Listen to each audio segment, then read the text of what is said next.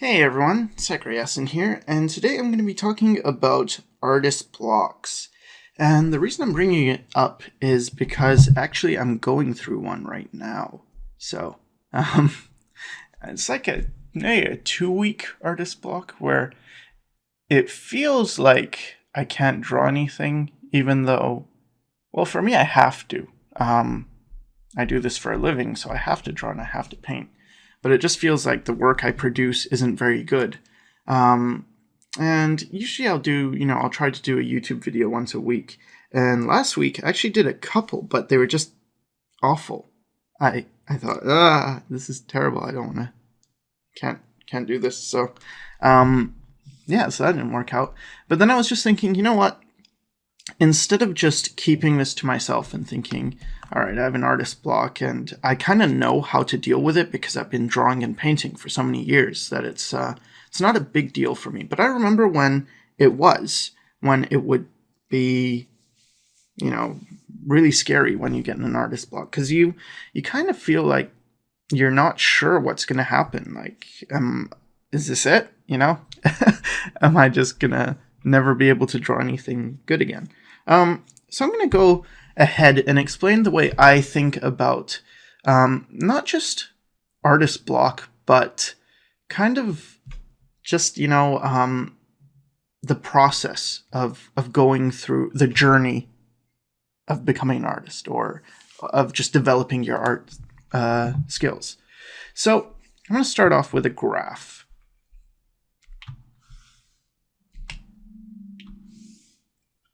And this is going to be time down here. And there's two things. One is your skill, and I'm going to call that hand. So by hand, I mean what you can do. I'll put brackets skill. How good you actually are in terms of making stuff. And then the other thing is the eye. And that is how well you can see. So I guess vision. I don't know. These aren't the best terms. But anyway, so these are the two things. And usually when you start out, your skill is pretty much non-existent. So let's say it's right at the bottom here. Maybe a bit above that. I just feel kind of bad putting it like right at the bottom. And your vision it's usually a bit higher. Let's say about here. So you can kind of see.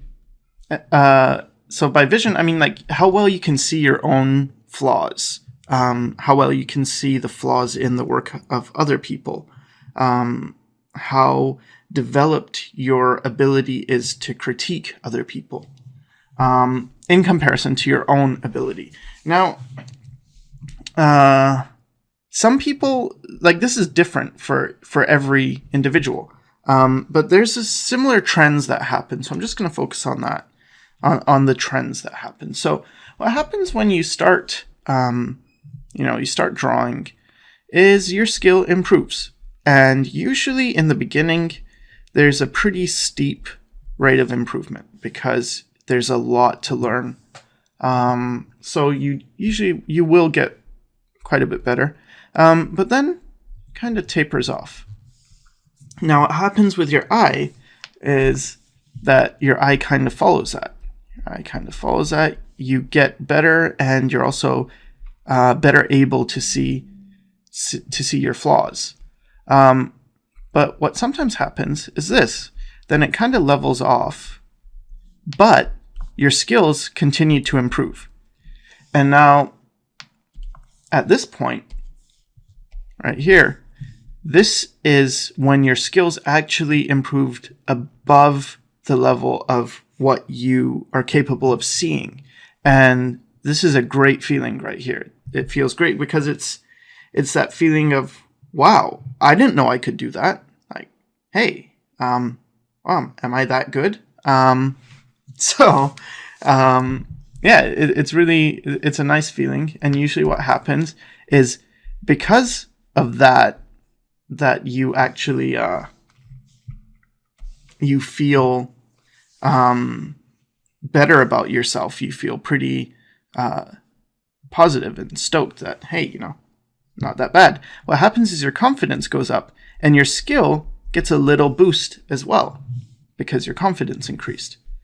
But then very quickly what happens is you have, so this is like a level up in skill. That's how I used to play a lot of RPGs, and I tend to think of life and art in terms of, you know, leveling up. But then what happens is your eye really tends to level up pretty quickly right after. And then your skill, it kind of tapers off. So then you have a period here that doesn't feel so good because it's like, hey, I thought I improved, and then your eyes also improved. So then there's a bigger gap between what you can actually do and, you know, what you can see. So then you feel like, oh, maybe I'm not so good as I thought I was. And for me, this usually is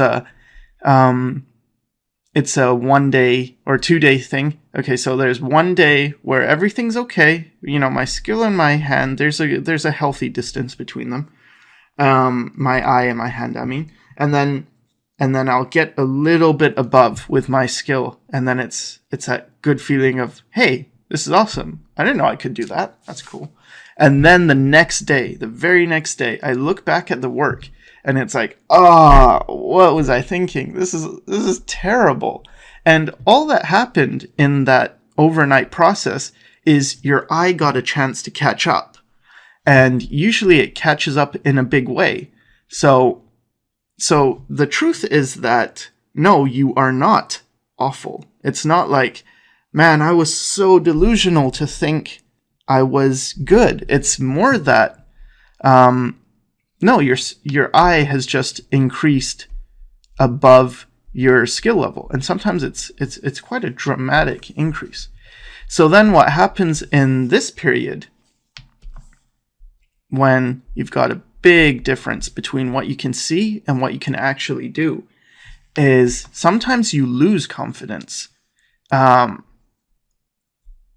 then your skill actually goes a bit down. Just like at this point you gained confidence because you're happy with what you're doing. You didn't know you could do that. It's a very positive thing, and you actually perform better. So at this point, you actually lose some confidence, so your skill takes a little bit of a hit, but then it quickly recovers. But what happens during that time, that period when, you know, your skill took a hit, is that you look back and you say, not only can you see better, so you think you're worse, but you think you're actually getting worse at drawing. Like, oh my God, I was better a couple of days ago. What's going on? And this is when you have the artist block, is this period.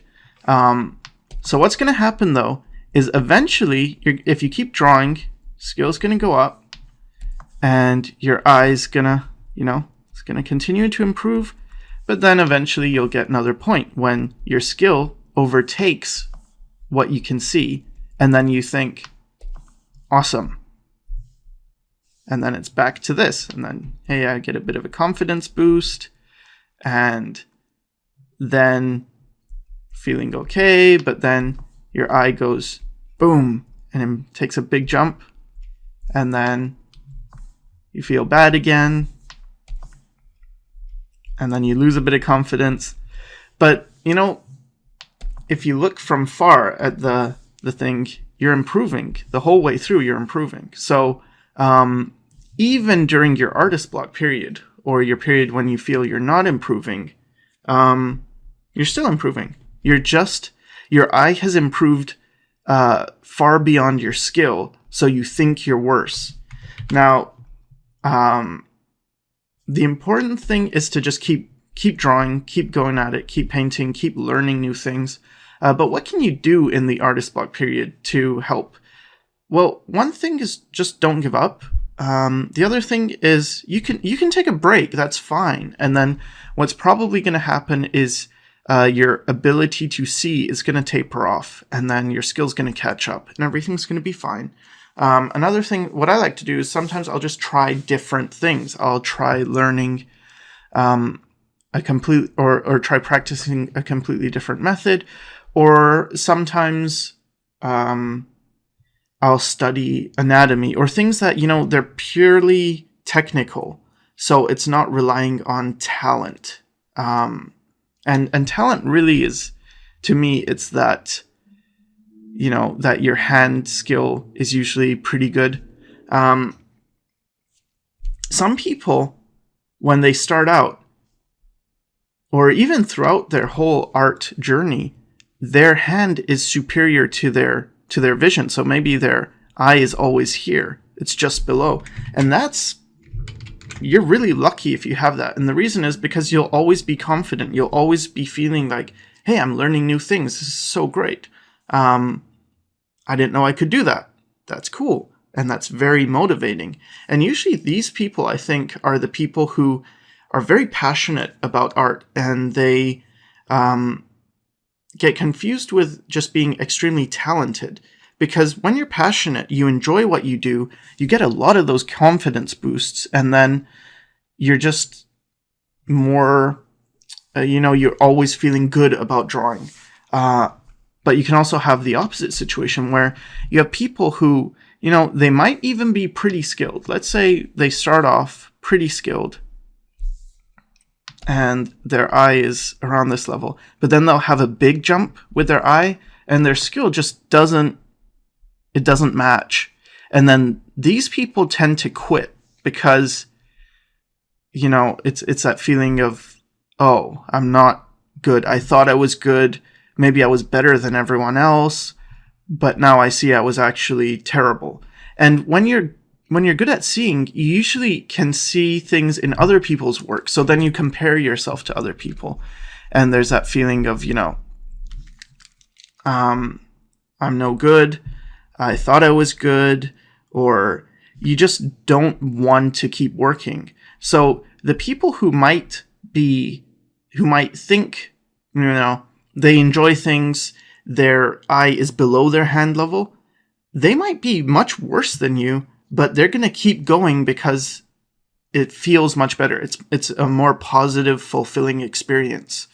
But for me, my eye's always mostly above my hand in terms of, that sounds stupid because now I just got this visual image of a person. It's like, yeah, of course your eye's above your hand. Unless I raise my hand up. No. My skill is below my vision. And because of that, I just tell myself, you've been through this process. You know how it goes.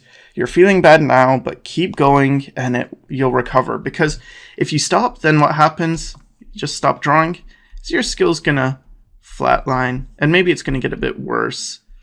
For your vision, it tends to continuously improve, but it's very slight.